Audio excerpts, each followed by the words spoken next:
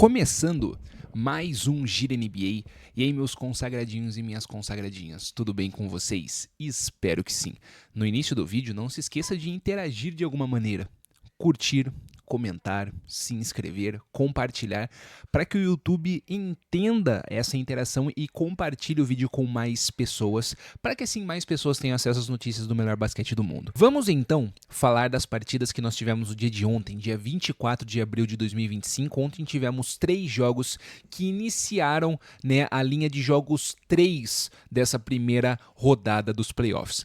Por ordem então de partidas que ocorreram na noite de ontem, tivemos New York Knicks e Detroit Pistons. Detroit Pistons jogando em casa, mas mesmo na frente da sua torcida, não conseguiu vencer a equipe do New York Knicks. 118 para o New York, 116 para Detroit. Mais uma partida, mais uma vez, bem pegada. Fisicamente, o Detroit Pistons ali colocando muita questão física em cima do New York Knicks, que dessa vez conseguiu responder com um pouquinho mais de naturalidade. O jogo ele foi pegado a maior parte do tempo.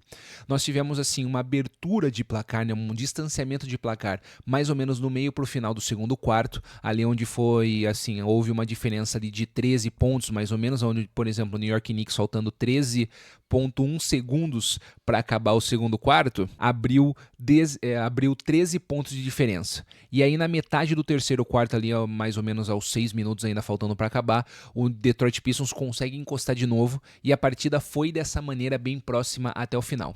Destaque para o Jalen Brunson no final da partida, que conseguiu marcar 12 dos 30 pontos dele na partida no último quarto, então demonstrando realmente que o prêmio de clutch player foi de certa maneira justo para ele. Destaques da partida em estatísticas para o New York Knicks: 4 dos 5 titulares conseguiram marcar pelo menos 20 pontos. Entretanto, o resto da equipe não conseguiu fazer muita coisa, mas só a pontuação desses caras aqui conseguiram, de certa maneira, dar uma segurada na partida. Então vamos lá, o Mikal Bridges com 20 pontos, OG Anunoby com 22, Karl Anthony Towns, um cestinha da equipe, com 31 e Jalen Brunson com 30 pontos. Para o lado do Detroit Pistons, nós tivemos um destaque do Tim Hardaway Jr. com 24 pontos e do Cade Cunningham com 24 pontos também. No banco de reservas, destaque para o Dennis Schroeder, que fez 18 pontos. Bem, dessa maneira, a equipe do New York Knicks abre 2-1 na série. De certa maneira, está parecendo que o New York Knicks está conseguindo se adaptar melhor ao jogo do Detroit Pistons. Parece, sim, mesmo o jogo tendo sido assim próximo o placar, a equipe do New York ela liderou a maior parte do tempo. Então parece que ela está conseguindo se adaptar melhor a essa sistemática. Vamos ver se no jogo 4 agora, mais uma vez fora de casa, eles vão conseguir manter essa vantagem e ampliar para 3-1 e tentar resolver agora dentro de casa lá em New York, ou se o Detroit Pistons de alguma maneira vai conseguir tirar algum coelho da cartola no momento para empatar a série novamente e deixar ainda mais acirrado essa série do jeito que está. O segundo jogo da noite, nós tivemos Oklahoma City Thunder e Memphis Grizzlies. E aqui tivemos feito histórico, tivemos peidada na farofa histórica, tivemos virada histórica, tivemos, assim, muita coisa, cara. Então vamos lá. Basicamente, final do jogo, placar 114 pro Oklahoma, 108 pro Memphis. E aqui o porquê eu falei que teve feito histórico e etc. Porque a equipe do Oklahoma chegou a um momento estar perdendo por 29 pontos de diferença. Isso mesmo que você ouviu. Se você não viu o jogo, você está ouvindo isso pela primeira vez. A equipe do Oklahoma chegou a perder por 29 pontos e conseguiu virar a partida. Essa virada, esse comeback, vamos falar assim, essa recuperação de 29 pontos é simplesmente a segunda maior da história dos playoffs. E assim, esse jogo ele foi transmitido, diferente do jogo do Knicks, que infelizmente não foi. E essa partida, cara, literalmente foi o seguinte: até a metade do terceiro quarto, a equipe do Memphis estava jogando uma das melhores partidas, talvez, da temporada, mano. Tava pegando a melhor equipe da conferência, tava assim, abriu uma vantagem gigantesca, tava ali administrando bem, etc. Para você ter uma noção, no final do segundo quarto, a diferença era de 26 pontos. 26. Acabou o segundo quarto 77-51. E assim, cara, no basquete não existe cesta de 15 pontos, cesta de 20 pontos, cara. Para você tirar uma diferença de 29 pontos ou 26, que nem aconteceu no final do segundo quarto, é muito difícil, por causa que demora, leva tempo para você conseguir fazer isso. Tanto que o Memphis Grizzlies, ele foi perder a liderança somente lá no final do último quarto, mas assim, ele perdeu essa liderança porque ele fez muito esforço, cara. Ele fez muito esforço para perder essa liderança. Para vocês terem uma noção em questão de estatísticas, o Memphis ele fez 40 pontos no primeiro quarto, 37 no segundo quarto, 18 no terceiro quarto, 18, cara. 18, menos da metade da pontuação do segundo quarto.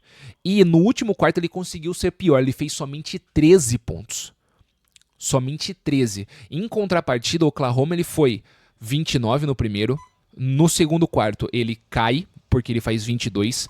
No terceiro, ele já aumenta a produção dele, ele faz o dobro de pontos do Memphis, com 36, e no último ele faz 27 pontos. Então, assim, teve um pico no terceiro quarto, e no último quarto, pelo menos, ele consegue ficar ali mais ou menos na média, porque no primeiro ele fez 29 e no último ele fez 27. Então, assim, cara, claro, pode ser mencionado, né? Se você assistiu o jogo, etc., ou verificou, você pode até falar assim pra mim: Vinícius, mas você tem que perceber também, você tem que entender também, você tem que compreender que o Ja Morant saiu lesionado, né, ali no segundo quarto, né? E pra quem não viu, o Ja Morant ele sofre uma queda, bate o quadril no chão, bate os lances livres, sai de quadra e não volta mais. Até o momento, como atualizações do Injury Update da ESPN, não temos uma análise, né, um diagnóstico mais aprofundado, somente foi mencionado que ele saiu do terceiro jogo. E não foi falado assim a extensão da lesão, se ele volta para o quarto jogo ou coisa do tipo.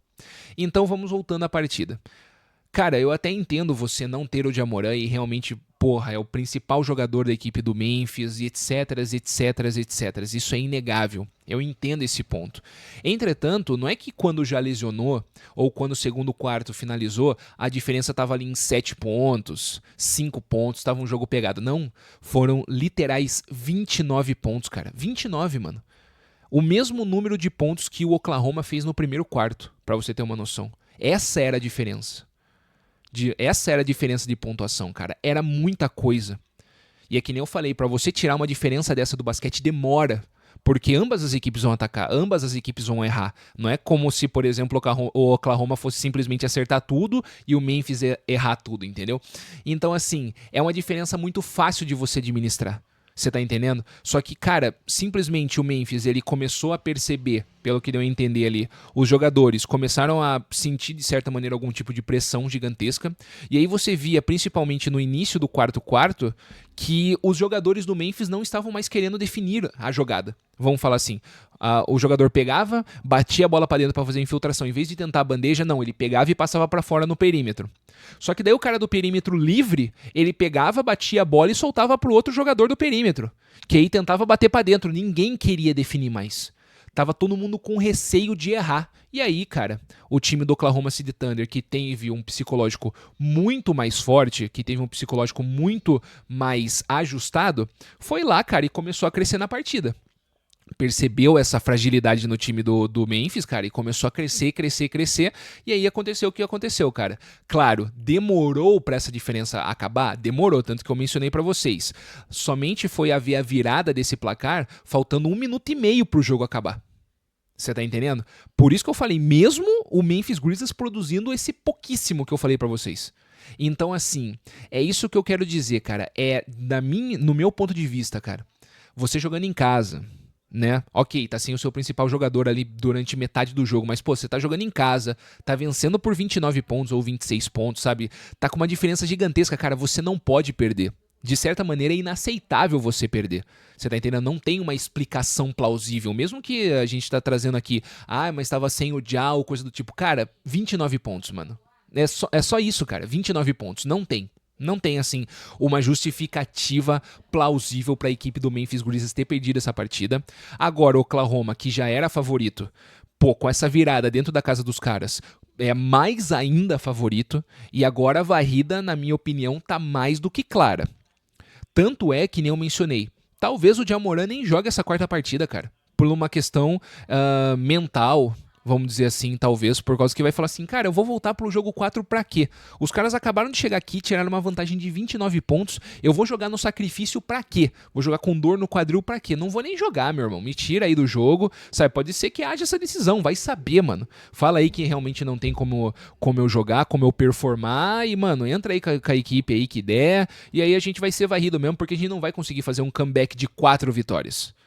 Sabe, agora não tem como ver o Memphis Grizzlies ganhando 4 seguidas dessa equipe do Oklahoma City Thunder. Pra você ter uma noção, foram 7 partidas disputadas entre as duas equipes nessa temporada, entre temporada regular e playoffs agora. E literalmente o Oklahoma City ganhou todas. Ganhou as 7 partidas. Ganhou as 4 da temporada regular e as 3 do playoff, cara. Então assim, mano, estatisticamente, mentalmente, talvez fisicamente até, espiritualmente, sabe lá eu, mano, não existe ambiente pro Memphis Grizzlies conseguir fazer essa virada.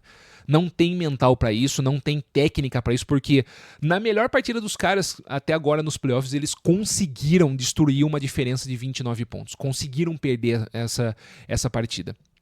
Agora, temos o jogo 4 e, cara, pra falar bem a verdade, na minha opinião, a varrida ela vem e vem forte, pra ser bem honesto com vocês. A equipe do Memphis Grizzlies eu já considero como carta fora do baralho. E se alguém tinha alguma dúvida, por exemplo, de será que a equipe do Oklahoma pode ser realmente um real concorrente a título? Na minha opinião, essa daqui é mais um dos feitos que comprovam que o Oklahoma realmente vem forte pro título, cara. Na minha opinião, do jeito que os caras estão jogando, vai ser difícil segurar os caras, mano. É isso. Então, para o último jogo da noite, Denver Nuggets e Los Angeles Clippers. Infelizmente, essa partida também não foi transmitida. Tanto é que a partida do Oklahoma que foi transmitida, né, eu consegui aqui transmitir um pouco mais de ideias, um pouco mais de ponto de vista e etc. E na partida do Knicks e nessa vai faltar um pouco, né? Eu não consigo me aprofundar tanto assim na opinião. Mas vamos então falar sobre essa partida que eu falei para vocês lá no momento de análise prévia entre essas séries aqui, entre essa série aqui. Mano, fique de olho no Los Angeles Clippers. Os caras têm uma equipe boa. Os caras estão jogando assim, pô, o Kawhi Leonard tá jogando muita bola, o James Harden tá jogando muita bola. Vai ser uma série difícil? Vai. Mas assim, abra um olho contra o Los Angeles, porque, pô, os caras estão vindo aí, etc. E assim, até o momento tá acontecendo o que eu tava falando. Claro, tudo pode mudar ainda, né? Porque o Denver Nuggets não é assim, né? Um saco de pancada que nem o Memphis. A série estava empatada em 1-1 e esse foi o primeiro jogo em Los Angeles. E na primeira partida em Los Angeles, o Clippers venceu por 117-83 o Denver Nuggets. Não teve compreensão de quem era o Denver Nuggets dentro da casa deles, cara. Literais 117-83. A equipe do Los Angeles Clippers, ela assume a liderança ali faltando 2 minutos e meio para acabar o primeiro quarto e, cara, só aumentou a diferença do início ao fim. Simplesmente incrível essa equipe do Los Angeles Clippers e acredito eu pela vitória, pelas últimas 2 partidas, 2 vitórias, claro. Você tem o jogo 2, que foi um jogo bem pegado, a equipe do Los Angeles Clippers venceu ali no sufoco, vamos falar assim, né, no limite, mas você também tem esse jogo 3, onde a equipe do Los Angeles Clippers parece que entendeu um pouco como que o Denver Nuggets vai jogar, conseguiu se ajustar bem e aqui conseguiu abrir uma vantagem gigantesca, cara, um ótimo placar. Uma ótima diferença para ganhar moral e, na minha opinião, deixar a equipe do Los Angeles mais próxima de ganhar a partida 3 do que a equipe do Denver Nuggets ganhar a partida 2. Claro, ainda tem série, que nem eu falei assim, essa série aqui vai para 6 ou 7 jogos, na minha humilde visão, não vai ser assim tão simples, né, que agora o Clippers vai ganhar 4 seguidas e vai vencer em 5, mas eu acho que assim, isso começa a demonstrar um certo tipo de poder que a equipe do Los Angeles Clippers demorou para apresentar nessa temporada, mas apresentou no momento certo, vamos falar assim, no momento onde realmente vale a pena demonstrar o seu potencial e a sua capacidade técnica. Estatisticamente, cara, na partida nós tivemos no Denver Nuggets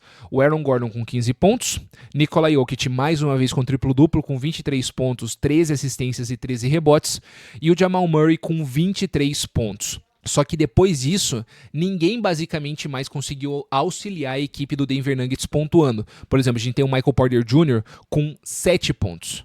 O Christian Braun, 9 pontos. E o Christian Braun, cara, ele teve uma temporada regular muito boa. Só que, mano, nos playoffs ele deu uma sumida muito forte, mano. Muito forte mesmo. Tudo bem, é um jogador mais jovem, etc. Mas, assim, a queda de rendimento dele tá começando a ficar bem considerável. E o banco do Denver Nuggets, pior ainda. A gente teve o Zach Nnaji com 1 ponto. O Peyton Watson com 2 pontos e o Russell Westbrook com 3. De resto, mais ninguém pontuou na partida. E aí você vai ver, por exemplo, contrapartida do Los Angeles Clippers. Olha esse daqui, cara. O Los Angeles Clippers com Kawhi Leonard, 21 pontos.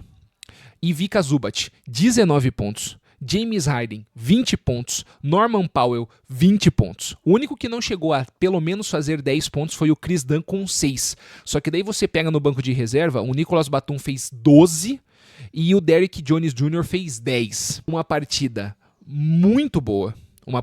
Foi um pouco assim aquém a partida do Denver Nuggets, porque fez 2 partidas muito parelhas com os Los Angeles Clippers. Então eu acho que a próxima partida, o Denver é para ter uma melhora. Fazer ali mais de 100 pontos, com certeza. Mas, é que nem eu mencionei, eu acho que o momento agora com os Los Angeles Clippers ganhando uma fora, ganhando uma em casa, principalmente jogando muito nessa partida em casa, nessa primeira, joga em casa novamente no jogo 4 e eu vejo eles mais próximos de ganhar a partida número 4 do que...